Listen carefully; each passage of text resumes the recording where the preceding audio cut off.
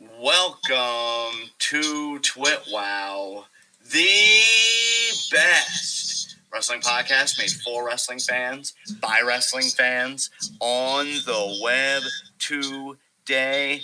I'm John. That's my cohort and commentary, Ashton. And this is our Friday night Smackdown review. And overall, I'd say I like this episode. I think the major angles that WWE has going on for WrestleMania, or at least the ones that I hope they have going on for WrestleMania, got some decent build tonight. The landscape of Fastlane completely changed. We will now be getting Daniel Bryan versus Roman Reigns officially at Fastlane in 2 weeks, which I am far more of a fan of than just a standard tag match. And yeah, on the whole, I think I'd give this Smackdown a thumbs up. Some things kind of annoyed me, but it's more because of my own personal biases of who I like and who I don't, more than anything content-wise. Ash, what did you think of tonight's episode? I thought it was a decent show. There was a lot that I liked. Obviously, it was a very Daniel Bryan-centric episode, which you know I love because I'm a big Daniel Bryan fan. We got the return of Buddy Murphy, which was very cool to see. Yeah, this was an overall really good show. Yeah, absolutely. So let's get into our first segment. Heat of the night, and if I could kind of take the floor here, yes. Again, some of my complaints are more biased. It really, okay, so I have an overarching complaint and maybe like two specific complaints. The overarching complaint is something we've been saying for a long time, so I'm not going to dwell on it long. Fill in the gaps. You know, like Murphy just comes on Seth Rollins' interview, and he's like, oh, I think I can help you with the Cesaro situation. Questions. Why would you want to help Seth? What brought you to this position? Where have you been all this time? Even in kayfabe, like we know where he's actually been, right? But give a kayfabe explanation. You know, again, this has been a long-standing problem, so I'm not going to dwell on it. But this is just another annoyance, especially when Murphy is a legitimately great talent. Fill in the gaps. So before I go into my other complaints, do you have anything you want to air out? I'm a little bit confused as to why they had Montez Ford be the one that lost between the Street Profits with Angelo Dawkins beating Sami Zayn. I feel like those are a little backwards. Like, I feel like you could have had me believe that Ford could beat Zayn and Corbin could beat Dawkins without anyone really losing credibility. But I feel like Corbin beating Ford and Dawkins beating Zayn does more damage to both Ford and Zayn's credibility than it helps Corbin or Dawkins. Yeah, I definitely agree with you. I was definitely perplexed by that decision-making as well. Because you would think that they would see that Ford is the prospect, which isn't a diss on Dawkins. I just see more long-term potential as a single star in Ford than in Dawkins. But yeah, they give Dawkins the W tonight, which again, very perplexing. I guess to take the floor back, I hate the Dominic Mysterio beat Chad Gable. Yeah. Now, that was actually going to be my next one if you didn't mention it. Here's the thing, though, just to kind of play devil's advocate a little bit. This is a story that doesn't just involve Chad Gable and Dominic, it also involves Otis and Rey Mysterio. I can be okay with this for two reasons. I shouldn't say I like it because I'm a huge Chad Gable fan, but I can be okay with it for two reasons. One, just generally speaking, the Mysterios as the babyfaces needed some momentum back after Otis has like crushed them for 2 weeks straight. Yeah. So I get that you'd want to give them a little something. Two, long term, it really does show that Otis is the kind of the engine that drives the team, even though Chad Gable kind of asserts himself and positions himself as leader. And we've already known that in the context of this story, but this is just making it more explicit. So even though I'm a big Chad Gable fan and I don't like him taking losses, especially to people that are far greener than he is, and by the way, the technical ability on display by Chad tonight was gorgeous. I popped for that Tiger Suplex. I can understand it because I think it is going to make Otis long-term look like the star that he is. So even though it is a nitpick for me, I want to be kind of an advocate against myself here and just kind of say what I do like about it. Do you have anything else you want to air out? No, I pretty much agree with what you just said, and that's about the extent of my complaints tonight. Although, I wouldn't complain, but we're going to have some shit to say when we get to the Apollo Crews segment, because that was very, very interesting to say the least. But we'll talk about that when we get to it. That's not I feel more prepared for that discussion than I was last week, as I was still trying to navigate it, but I've seen some stuff that's given me more clarity that I'll be happy to share. Only other nitpick, I'm just going to just say it and then move on, because we've already discussed it at length. Still not really digging the Reginald stuff, to be quite honest. Oh, yeah, that was another thing that I was going to complain about. Why the fuck are Bianca and Sasha getting another shot at the tag titles and not Shotzi and Dakota or Raquel and Dakota? Raquel and Dakota. Yeah, they got objectively screwed, whereas Sasha and Bianca just lost straight up. Exactly. Exactly. I mean, I'd have to go back and see their first title shot because maybe Reginald is the reason they lost. I don't know. But still, that wasn't as blatant a quote-unquote screw job as what Dakota and Raquel just went through. I mean, yeah. So, really, in that case, I guess you could say worst case scenario, they didn't get screwed. They got distracted and lost because of that. But Dakota and Raquel, just objectively, they got fucking screwed. Yeah. And I guess if I could add any novel commentary to this, I keep asking, how much range does Carmella have, particularly with this gimmick? Put her with somebody, because I've already used as the paradigm case Bayley, who you can put with anybody, and it's going to work. Now, not only have you not put Carmella with anybody, you've given her less tools to work with because she fired Reginald tonight. So I really don't like this. And if this is just a tool to get Sasha to turn heel, I still don't even know if that's going to be enough for me, honestly, because Sasha doesn't need a sommelier. She doesn't need a valet. She doesn't need any of those kinds of accoutrements to her gimmick. She's just a naturally great enough heel on her own. But I do want to move on from this because we've already talked about this at length in prior episodes. So with that said, let us get right into our Friday night SmackDown review. We open up with a Daniel Bryan promo, and I'm going to say straight away, I like this. How can I put this?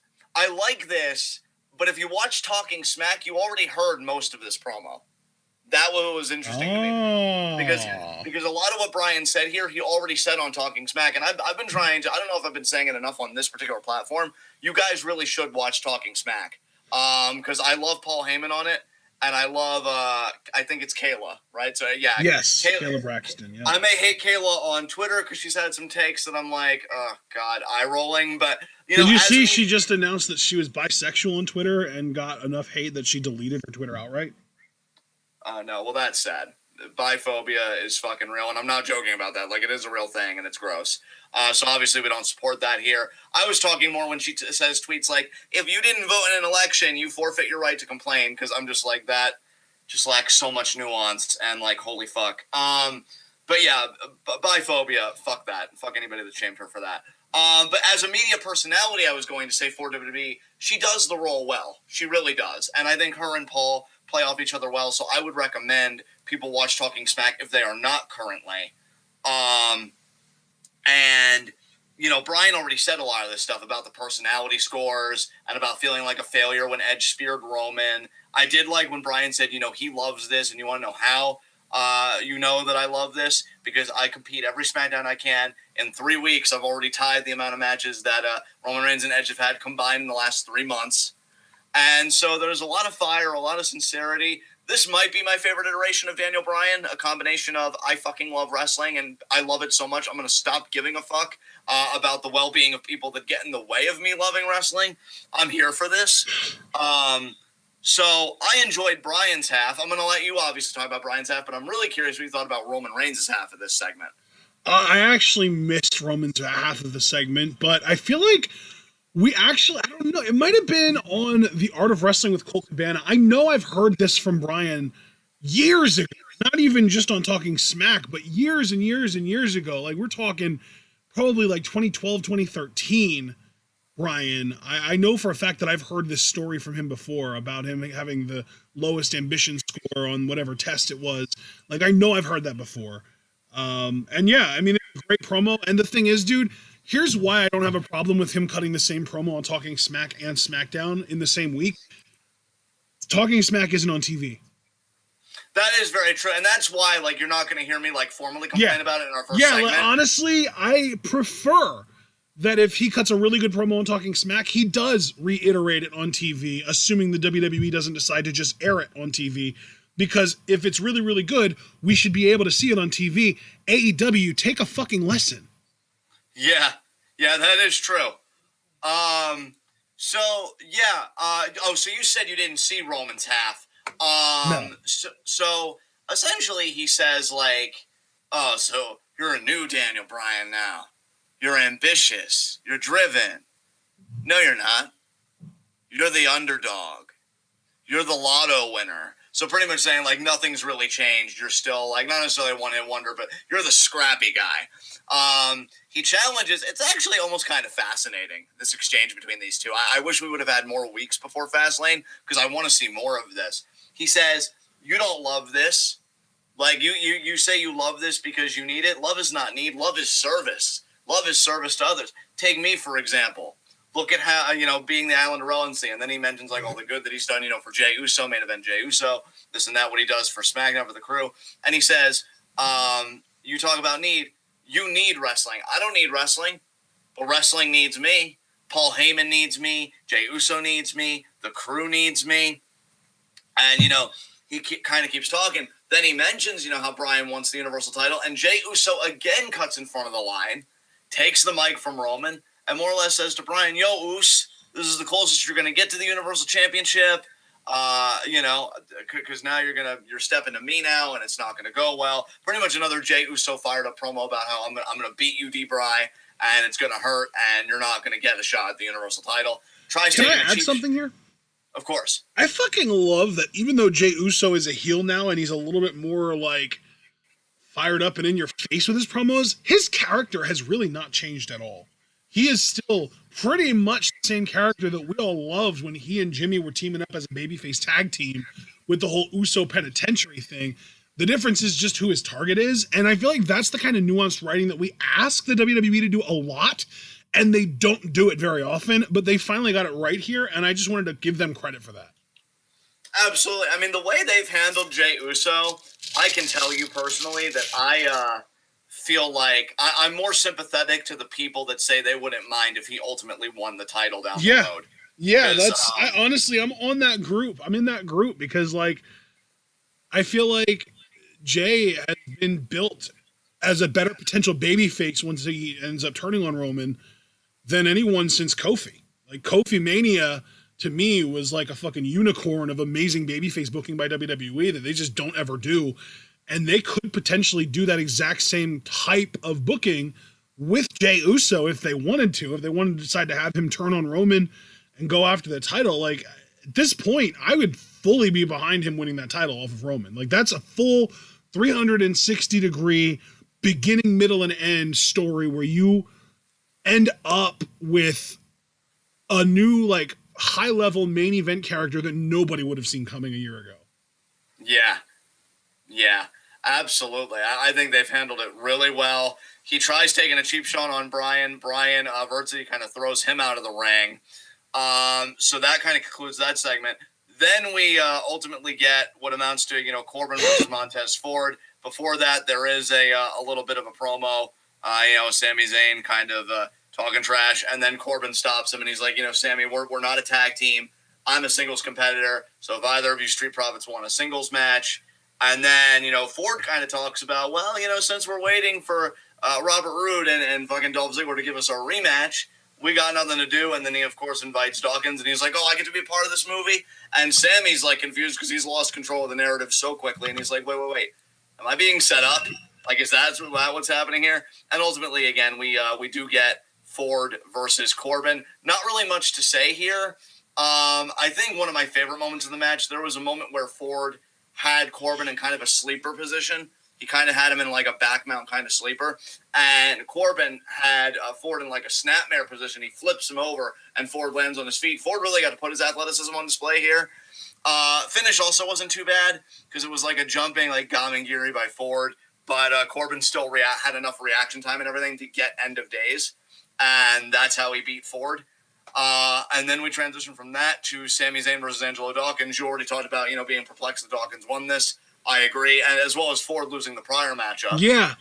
I feel like you should have just swapped opponents and had the smaller guys face the smaller guys and the bigger guys face the bigger guys. You could have had Montez beat Sami without Sami losing credibility because he's Sami fucking Zayn. And it would have been okay for Corbin to beat Dawkins because Dawkins is like that guy that's like, I don't think a lot of people see him as like a megastar like the way they see Ford, Exactly. So, yeah, definitely questionable booking here. I mean, again, not enough to hate on it in like our first segment and be like, oh, fuck this, but just it's less like, fuck you, WWE, how dare you, and more just like, what are you doing? Why this? Yeah, what is this? So, yeah, Dawkins gets the win there. Then we get Reginald and Carmella in a brief segment. This, of course, is where Carmella fires Reginald. We kind of touched on this in the first segment. Yeah. Then we get Dominic Mysterio versus Chad Gable. Again, really talked about this in the first segment. Chad's in the fucking name. So, like, enough said.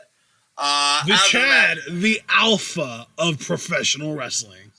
Goddamn. After the match, Ray gets a seated senton on Otis, kind of sends him, like, over the announce table. And so the Mysterios get a little victory there. Then we get Seth Rollins interviewed, more or less, says, like, oh, why now? Have you ever seen Cesaro swing anybody like that with that many revolutions? It's like, no, you haven't. So why now? And Seth Rollins pretty much takes the credit. Says, once Cesaro embraces the vision, he'll be able to live up to his full potential. Again, said some more things on Talking Smack, so we're saying that, they're being good to the TV audience that may not watch Talking Smack. Yeah. Then, of course, Murphy comes in and says, I think I can help you with the Cesaro situation with absolutely no exposition whatsoever. God, like, not only is this like it's nice to see Murphy back, but there's also, like, didn't you betray Seth and beat the shit out of him? And weren't you, like, just dating Aaliyah Mysterio? Not that I want that storyline back, but, like, the fuck? Explain. Fill in the gaps, like I said in the first segment. Even when you do horrendous CM shit, Punk like... in the gaps. Yeah. So that was that interview. Next, we got Bianca Belair versus Shayna Baszler. Not really much to say here, honestly. The match is pretty brief. Shayna doing Shayna things, trying to work over the arm, doing the catch style, which is always beautiful to see. I like the finish, however, that, Bianca with kayfabe, like, one arm being in the Kirifuda, or somewhat, because Shayna's trying to lock it in, and Bianca powers through it and she gets to the KOD. That's an awesome visual. There was a narrative cue in this matchup where Nia kind of runs through Sasha and fucking Reginald got out of the way. So he could have taken the blow for Sasha, but he didn't. Then I guess, they're kind of talking after the match. He's like, oh, we're cool. And Sasha's like, oh, yeah, we're cool. And she slaps the taste out of his mouth. So, again, no idea why Bianca and Sasha are getting a rematch at Fastlane, but Bianca does get the win, gives her team some momentum. After that, we get Hey, Jey you know Uso. what, though? Props to Bianca Belair. She pinned Shayna Baszler. She never was able to really do that in NXT, if I remember correctly. Yeah, dude, it's funny you say that because I was even thinking, like, wow, how the power levels have changed. Yeah. Because, like, and I think you and I, to our credit, said for a long time, like, Bianca was going to flourish on the main roster because we just felt like she had everything. Yeah. But we also probably thought Shayna would at least somewhat, but nah, the power levels have flipped.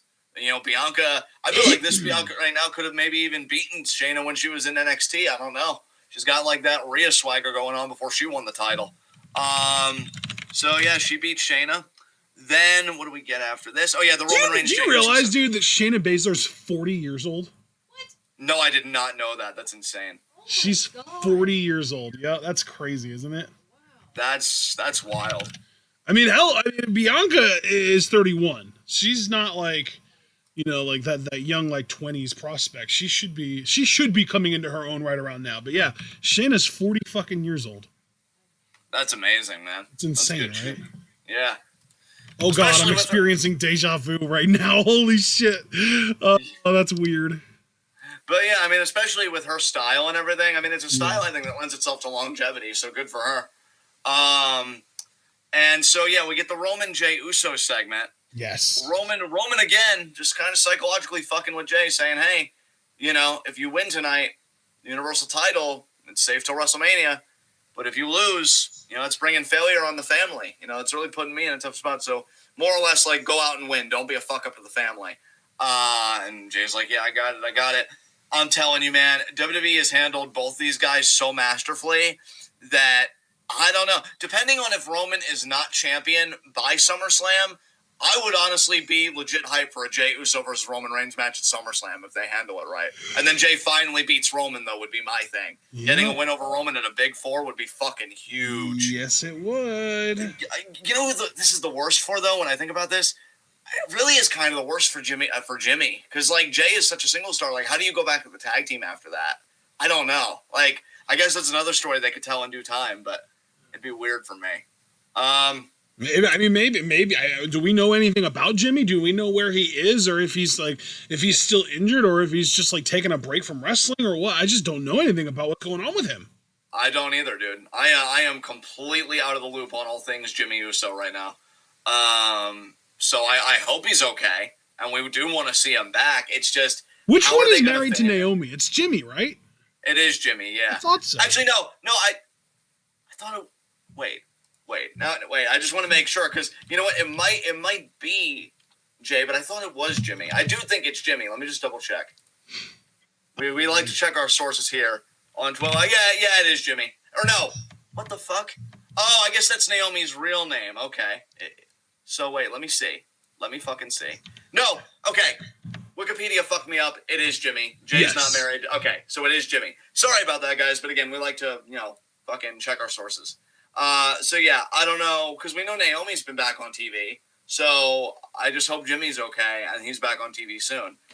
After that, we get Cesaro versus Murphy. I feel like I've just been speed running through these. I apologize. Do you have anything you want to say about Cesaro Murphy? Because I know it was a relatively quick match. It was a really good match for as short as it was. Like the swing was awesome. Murphy did his fucking amazing tope con hilo where he just like spreads out like a fucking star.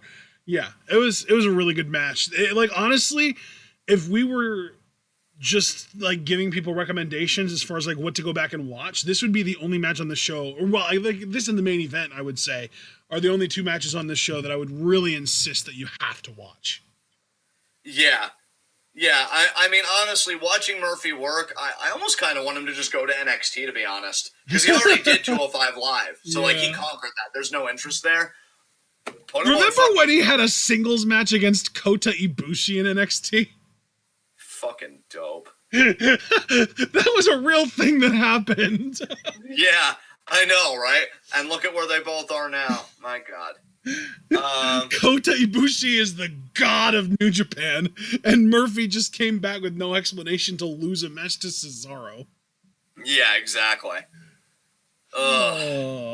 Well, to Ashton's point, Cesaro does win this courtesy of the sharpshooter. Yep. TJ's got to love how much Cesaro's kind of rehabilitated that hold. I want Cesaro to bring back the dungeon lock. Oh, dude, that'd be dope. Hey, maybe if he gets that match with Seth at Mania, maybe he'll bust it out as like an homage to TJ, kind of a nod to him. Oh, that'd be like, sick. Hey, I love you, bud. And, I'd just be like, I would be up in my feels if that happened. That'd be fucking sweet. All right, so after that, we get the follow-up Reginald segment. Knocks on Sasha Banks' locker room door. Sasha's just like, no, and shuts it. Then he's dejected. Seems like he's going to walk out of the arena. Then Nia and Shayna come to him. Shayna's kind of bullying him a little bit, kind of intimidating him. Saying like, oh, where are you going? I'm thirsty. And Nia's like, wait, Shayna, relax. Don't you see what I see? He's kind of cute. And Shayna just shoots her a look like, what the fuck? And even Reginald looks a bit confused. I still hate it. I have no idea where it's going, but wherever it is, I don't like it. So that's just me. Do you have any speculation or any thoughts on this? I gotta tell you, man, this feels very Vince. This feels very much like a Vince thing, or I guess, I mean, really, you could say it feels like a fucking, Michael Hayes thing. He's a racist piece of shit too, but we know he's not working there anymore. At least I think he's not working there anymore. But like, God, of course, Reginald debuts with Carmella, which like, okay, cool, whatever. But then as soon as he starts mingling with a black woman, he attaches himself to her, and then another black woman gets involved, and now here you got Shayna and Nia, and who's into Reginald? The fucking black woman. Are you kidding me right now? Well, sounds very Vince to me, doesn't it? It's funny you broach that topic, because now we're getting ready to have the discussion. Now we can kind of slow the tempo a little bit, because okay. Apollo Cruz's promo. Here's what I want to say about the Cruz promo, okay? Here's what I want to say. I fucking loved this promo. I love the accent. I love the presentation. I hate that we're expected to hate him. So, I feel like you and I are on the same page, so I want to kind of pretty much restate what you said in a much simpler way. Your problem has nothing to do with Apollo as an individual, because you feel like as an individual, he crushed it. I'm going to be 100% honest with you. His promo here with a Nigerian accent was better than any promo he's ever cut with an American accent. Agreed, 100%. And yet we're Absolutely. expected to boo this man? Are you fucking kidding me? This is the most babyface shit. I fucking love it. But I don't want him to go against Big E. I want him to, like, go beat Sami Zayn's ass or something. Are you kidding me? Or, like, go beat up Seth Rollins or something. Like, he should be a babyface. I fucking love this. To just kind of expound upon your point, if I may, you can't expect me to boo him when he pretty much talks about the racism he experienced growing up. Yeah, that's what I'm saying. This is what Vince McMahon thinks is a heel gimmick. Are you kidding me? Because, like, and again, Ashton, you can check me because we both made sure, because I know it was a bit of a more interesting night because we did some Among Us, but I know we both kind of caught up on the show. He had a line where he said the kids asked him, "Do you ride lions to school?" And, like, he said that. That was a thing.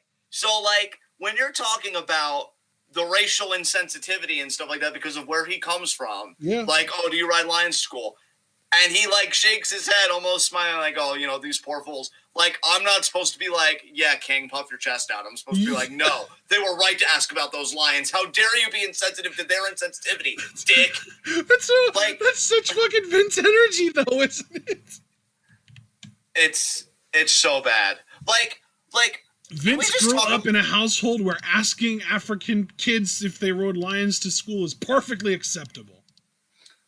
Okay, first of all, because I have two bigger points that I want to make before I do, because I might talk at length about these. Do you have anything you want to say? Just get off your chest before you lose the thread. Anything you're holding on to? I feel content just having said that I love the presentation, and I love Apollo's promo chops with this accent. I don't know where the fuck this came from. I almost have to wonder if this is a more natural accent for him, and if the reason that his promos with the American accent were worse because he had that constant energy usage in that part of his mind that was constantly dedicated to making sure that he sounded like an American, and this is more natural to him, or if he's just really fucking good at the African accent. I genuinely do not know. I wish we could find out, because I would love to know the actual answer to this question, but he's really fucking good at it, and this is easily the best promo that I've ever heard him cut. Okay, so again, agreed on all counts. What I want to say, the two big points I want to make here. One, it doesn't even go to me, and I think I no longer have the message I sent you about the tweet that I saw, but somebody tweeted a great point that I'm just going to call it what it is. It is racist. I'm not going to say racially insensitive or whatever. I'm going to call it racist. That Drew McIntyre, I'll just even use Drew as the only example because I know they listed others. Drew can go back to his roots, and he's a babyface. Yeah, like he comes out with a sword. He's got the fucking pipes playing on his theme song. He wears the kilt. But Ali goes back to his roots and corrects people on his name, which I call him Ali because I know I butcher the first name every time, and I don't want to be that guy. And he's a heel. And Apollo does it, and especially with a promo like that where he talks about the insensitivities that he faced growing up, and I'm expected to boo him. So that's point one. We need to think about how things are coded. The same way I talked about. Remember when Retribution came in, and I told you I talked to people like James and others, where they're like, this is a stand-in for Antifa, and, like, of course, supposed to think that they're heels, and Ali being the leader, that's coded too, because not only, I mean, I hate to say it, but, you know, we're pretty comfortable speaking freely on the podcast, so I will say it. Retribution, especially with how they started with the chainsaw and, like, blowing out a power grid, I guess, like, make the arena lose power, to know that it was led by Ali. I mean, is Vince trying to say, oh, this is a terrorist organization? Yes. Because you don't know how it, exactly, right? Unequivocally, yes. Unequivocally, yes. So, like, Jesus fucking Christ. And yet this is the same guy that, let's not forget, not too long before all this, was cutting promos on racism and on police brutality, which obviously triggered Vince because he's a fucking snowflake. The other thing I want to mention, and it may seem like a disparate thing, but I do want to try and bring them together. WWE, and again, I really should focus on Vince because nothing goes through that dude. That I 100% believe. You are really telling on yourself about the lack of diversity in your writer's room. And just the people, if you're Vince, the people that you keep around you shows you the lack of diversity in that core group as well. Because I'm thinking about one of the better mid-card storylines, the Otis, Mandy, Sonya, Ziggler thing, which was written primarily by a woman. Yep. And then that report came out when she came into a writer's meeting one day with her awards, wanting to show them off. So wait a minute. A man puffs his chest out like, oh, I was a screenwriter, I won these Emmys, whatever. Oh, that's ambition, damn it, I love this shit. A woman does it, and it's, wow, that's really unbecoming. You're supposed to be seen and not heard. And so I want to point out the other bigger structural issue, that Jesus Christ, does WWE need diversity creatively? Because I can't think that any black artist, black writer living through Black Lives Matter, living through police brutality, which, I mean, has been going on for fucking decades, or anything like that. Same thing with Ali, in his background, if there were people that reflected his background and where he comes from, that people would say, like, well, that's not a heel, that's a thing. Like, and here's the crazy thing. I've said a lot of shit about TNA, but TNA has at least had the balls, even though admittedly they were still heels, so they weren't that progressive, but they at least have had the balls for, like, Beatdown Clan when that was a thing with MVP, Joe. What's that other indie guy's name? Kenny Omega. Or Kenny King. Kenny King. Kenny King, that's right, Kenny King. And fucking Sheik Abdul Bashir, a.k.a. Davari, when he was X Division champion, they have openly cut promos about police brutality, about U.S. imperialism, and they've openly said, like, oh, you guys boo us, and yet your military goes in other countries to steal the oil. You would never see that shit in WWE, ever. No. And I really have to give TNA that much credit, because even though those characters were still coded as heels, they were heels that at least really got to speak the truth, that anybody that, like, takes 2 seconds to put down the U.S. propaganda and the education system and shit and really looks at it, it's like, oh, shit, they're 100% right. So Apollo's getting a raw deal here, because it's a great gimmick, it's a great look, it's just coded wrong, because I should not be booing this dude. I should not be expected to boo this dude, right? Exactly. Because, like, here's the thing. Maybe you could expect me to boo him because he attacked Big E, but, like, I don't know. I don't think that's why they want me to boo him, or at least not the only reason. And that's an important distinction. Yeah. It's not the only reason you want me to boo him. And that's really fucking bad, and that's really fucking cringe.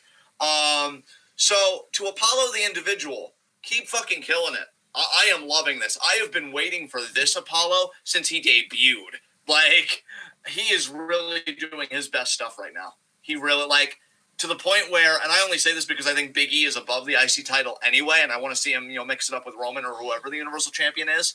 I kind of hope he drops it to Apollo Crews, and he just gets to do something else, and Apollo gets to have that, and give him a real mid-card title run, because I barely remember his run as U.S. champion. So, really give him a run of that IC title.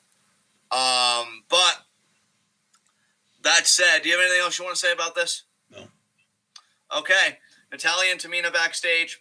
Really brief stuff here. They're just talking about how, why aren't we in this tag title match? Not, and why are Sasha and Bianca in it and not us?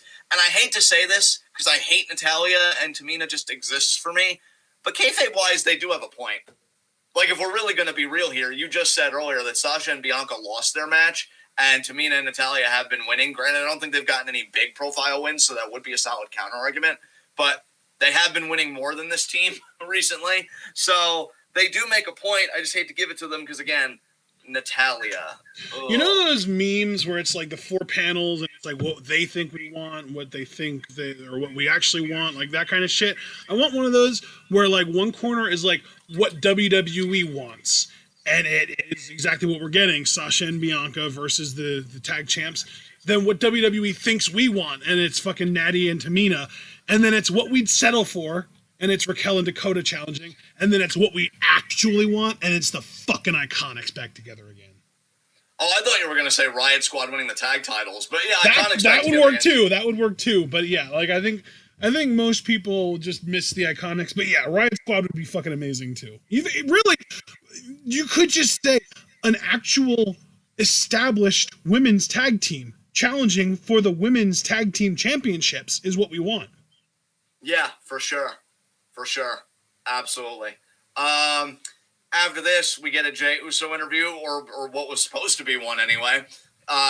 He says pressure, I thrive off pressure. And, this is the Uso penitentiary. And he's like, talking about he's going to lock Brian up. He was going to say more, but Brian actually jumped him. Yeah. I'm telling you, man, I love this. Fiery Brian is a rare sight in WWE, and boy, do I love to see it.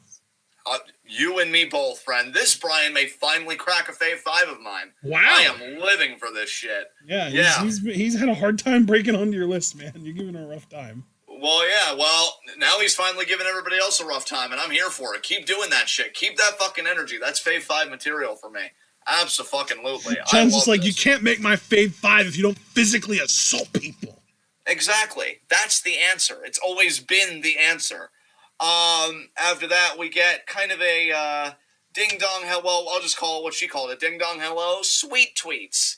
I think somebody actually looked up the accounts Bailey referenced, and they were just made, I think, like either today or something. So Bailey is just... She's just all in on the gimmick, baby. That's what I'm talking about. I'm telling you, man, this like... Dude, did you see that she got a tattoo on her right wrist? No, what's the tattoo of? Because I have no clue. I didn't actually get a close-up shot of it. It just looks amazing on her. Do you want to know the only... Because I'm going to be honest, bro, because of how unique tonight was. I really didn't take notes. I only took notes just to get the segments in chronological order. Right. But do you want to know the mental note I had for this segment, honestly? Yes. I'm like, I want Bailey to main event at WrestleMania. Yeah. I really do, dude. I want her to main event. Do I think it'll happen? No. Maybe. I'm more optimistic than you, but not by much. Because I can't say yes, but I would say maybe. I think because of how aesthetically, like, vain WWE is, and they don't see her as, like, you know, supermodel good looks kind of thing, I don't think she ever will. That's really a shame, because character-wise, I am looking at this woman operating at a level that I think actually outperforms a lot of the men on the roster. And I only say that because, of course, men traditionally main event WrestleMania. And I'm just looking at her and I'm like, because, like, I guess here's my thing, and I didn't expect to have an extended discussion in this segment, especially because the main event is next. But, like, we know one day Bayley's going to have to go back to being babyface. And first of all, I wonder how that's going to happen. But two, like, it would really be something if she's babyface and then Sasha's heel, because, you know, they're always like that yin and yang kind of thing with the two of them. And Bayley's, like, kind of redemption would conclude at next year's WrestleMania at the expense of Sasha, and they get to main event Mania together. Dude, yeah, that's and Bayley and Sasha main eventing Mania would actually still be a first, because let's not forget, the one and only other time that women main evented WrestleMania, it was all white women. It was Ronda, Charlotte, Becky. Yeah. Exactly. So we would have our first Latina woman and our first black woman main eventing WrestleMania. And not only that, like, it's weird for me to say because, you know, one of my favorites of all time, Benoit, he was a part of a triple threat main event, but it really has that main event feel when it is one-on-one. And, like, a one-on-one with those two, like, I want it. Both Sasha and Bayley deserve to main event at WrestleMania. And really for me, because I'm a bigger Bayley fan than a Sasha fan at this point, definitely Bayley with the work that she's put in. I'm ready for it. Yeah. So, next we get the main event. Jey Uso, Daniel Bryan, steel cage match. I'll let you take this one, bud. Do you have any thoughts about this? Because, I mean, I liked it, but I just want to know if you have anything specific you want to point out.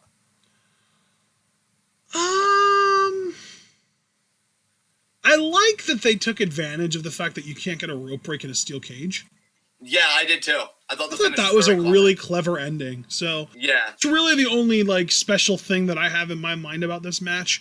It was a really good match for sure, but that's like the big thing that stands out to me is like, you know, they never do stuff like that. They never take advantage of those little like loopholes and stuff. So I thought that was really cool.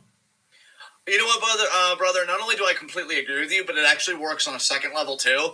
Because it talks about how, like, Bryan's not going to put anybody else before him. And I feel like the old Daniel Bryan, now with the babyface version, because I feel like the heel environmentally conscious would be like, the old Daniel Bryan, now we can say it with him as a babyface. But the old Daniel Bryan would have actually broken the hold and been like, okay, well, I don't have to, but, you know, if they get there, I can find another way to win. But deep hungry, baby.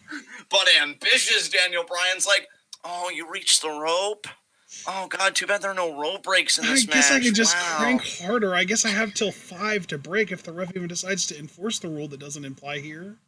Oh, God, yeah. Looks like you're going to have to tap out. I wonder if we're going to get an I have until 5 from this version of Bryan, because this feels American Dragon-esque to me.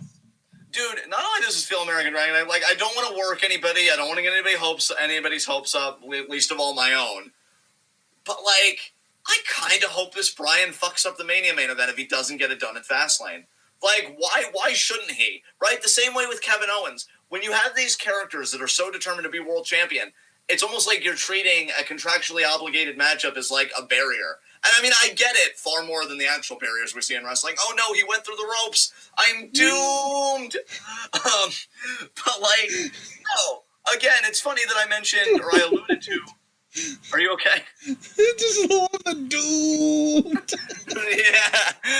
But like, I alluded to 20 earlier, and like now that I'm older and I've rewatched the match several times, I will say that Shawn Michaels as a character, because of his hatred for Triple H, actually made the most sense. Fucking super kick Benoit, put his name on the contract. Yeah, when you're obsessed with somebody and you're obsessed with finishing something and being the winner, that tracks. I feel like if we were doing TWitWoW back then, I would have said, you know what? I hate it as a fan, but like character-wise, it makes perfect fucking sense. I want Brian to fucking lock, because again, you know they're going to do a contract signing. WWE always fucking does. I want him to take Edge's old fucking ass, put it in the yes lock, and then put his name on that fucking contract. Like, somebody do something here. I'm telling you. But maybe he won't need to, because he is going to Fastlane. I thought this was a really great matchup. I love that Brian does the double arm underhook suplex into the yes lock now. Like, that transition, it pops me every time. And dude, that's a take on his old move, the Danielson special, where he did the double underhook suplex into an arm bar. Yeah. Well, I think it's that used to be an actual move that he did, and he was doing it all the way up until like FCW. I know he did it at least once in FCW. He did it in ROH all the time. Like, yeah, that was like a big move that he, like a signature move of Bryan Danielson on the Indies. So it's really cool that he's kind of bringing it back with a Daniel Bryan twist to it, you know? Absolutely. So I really enjoyed this main event. Yep. And, yeah, Brian going to Fastlane. Dude, I will tell you,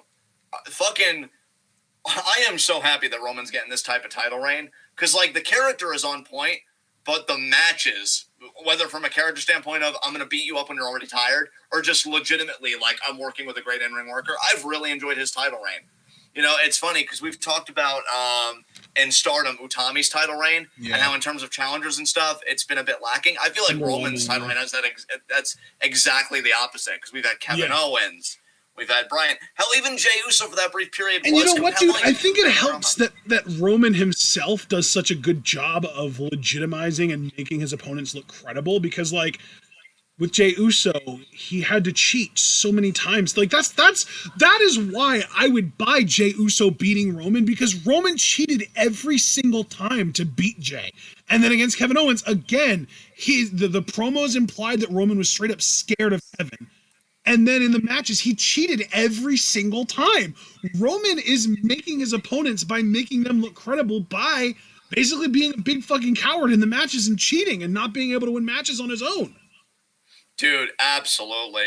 Roman has just been doing, like, he's put together such a body of work. Dude, it's crazy how well this old school style of a title reign is working right now, because that's what it really is. This Roman Reigns title reign is very old school, because every one of his title defenses, there's the what if moment. There's the if only that other guy had just, or if only the ref had just. Like, every one of his title defenses so far has had that moment where it's like, oh man, you really got screwed there, buddy. You should get another shot and you can just avoid that one little thing. Like, every one. And I fucking love that. That's so old school. That's so Ric Flair, honestly. Oh, dude, abso-fucking-lutely. I am so here for this, because it just works so well, man. Yeah. It works so well. It really well. does. It really, really does. I mean, the people that he's made, like, really look like contenders. You know, again, like, we go back to Jey Uso being the paradigm case. It's been amazing. And I liked how you put that, man. It really has an old school feel. I mean, for once, Roman has done more credibility to the adage old school is cool than any actual old fuck that tries to tell me. Like, you fuck off. Like, that's the thing. Like, we're always saying, like, oh, if you want to learn how to play this kind of character, go back and watch these tapes from 19 bumfuck whatever. But no, like, if you're in the WWE and you want to learn how to be a really effective heel, champion, especially, if you want to learn how to be a really effective heel champion and how to put your opponents over and make your opponents look great without losing credibility yourself, watch Roman Reigns, because that dude knows how to fucking do it. And, like, even... I think Paul in chat pointed out Nia and Alexa, when they were heels, they always got proven right in the end. But, like, seriously, they could take notes from Roman. And I know Nia will, because they're in the same fucking family. And it seems like the only, those, You know, specifically Nia only cares about what her own family has to say about shit. So yeah, like take notes from Roman, Nia. And yeah, like Alexa too. Alexa is the queen of just fucking burying the shit out of every babyface she comes across. So again, take notes from Roman because he's showing you how to do it. Absolutely. Charlotte too. Charlotte can take fucking notes too, since we're talking about that line of reasoning. I mean, she could take her leave first and foremost. Low key, here's a bold fucking statement. This Roman Reigns title run is better than any Rock title run ever. I would agree with that. As somebody that vaguely remembers most of Rock's title runs, yeah. Because The Rock was, again, like we go back to Alexa, The Rock was the absolute king of burying the shit out of his opponents. Yeah. Absolutely. Now, Roman might emasculate people, but when you get to the actual match, he's a fucking coward. He's scared. He tries to avoid people, and, like, it gives them so much credibility. It makes them look so much more legit, and it works. It makes them look so much better. And Rock never had that part of Roman's game that Roman has right now. Oh, absolutely. Roman's cooking on another level, bro. Yeah. And, you know, we've been talking a lot about Jey Uso. I'm still expecting him versus KO at Mania. So I'm really man, maybe it's possible. It would be an interesting story because then, like, I don't know. I almost would expect it to be like some kind of no rules match where Kevin can do something so extreme to Jey that they could write Jey off for a couple months, so that when Jey comes back, he could be like the wounded dog, and Roman's like pushing him around, and that's when he finally snaps and turns on Roman, and that leads to a SummerSlam match. You know what I mean? Yeah. And yeah, I mean, I agree. It's curious to me, and in a good way though, because if you remember what happened to Kevin at Chamber, like Jey Uso literally closed the fucking Chamber door on his arm. Yeah. So they're probably having Kevin sell that, because this is yet another week that Kevin was not on TV. So I'm keeping a very close eye about how Kevin returns to television. Yeah. Because I'm really feeling, man. He said, the last thing he said on Twitter before he didn't show up for 2 weeks was, "See you soon, Jey," which I'll tell you, this Jey Uso versus that Kevin Owens, that's actually a more like hype Mania match for me than you guys might realize. Like I'm genuinely looking forward to that if they go that route. Fastlane is the 21st, right? That's correct, yes. So, God, let me just preface what I'm about to say by saying I don't think this is actually going to happen. Right. But what if Owens doesn't show up until Fastlane and he neutralizes Jey Uso? Ooh. Like, we know that we're going to be getting Bryan versus Roman now at Fastlane because Bryan won the main event. What if KO shows up only at Fastlane to neutralize Jey Uso? And I mean, there are scenarios where Roman would retain regardless because it is Daniel Bryan and he's the king of putting everybody the fuck over. But what if Bryan would actually win and we would get a triple threat at Mania then? That would be interesting. And then I wonder, though, no, because Kevin's a babyface. Never mind. I was going to take it some convoluted Matrix shit where it's like, "Hey, Bryan, I helped you. You owe me." And then we pull a WrestleMania. I mean, maybe he wouldn't even need to say it that way. Maybe he wouldn't even need to demand it. Maybe it could just be as simple as, like, Daniel Bryan saying, "Kevin, you got screwed out of this title so many times. I want to defend it against you too." And maybe it ends up being a fatal four-way, or maybe it's as simple as just like Bryan versus Owens singles match for the title on TV before Mania. You know what I mean? Yeah, that could be.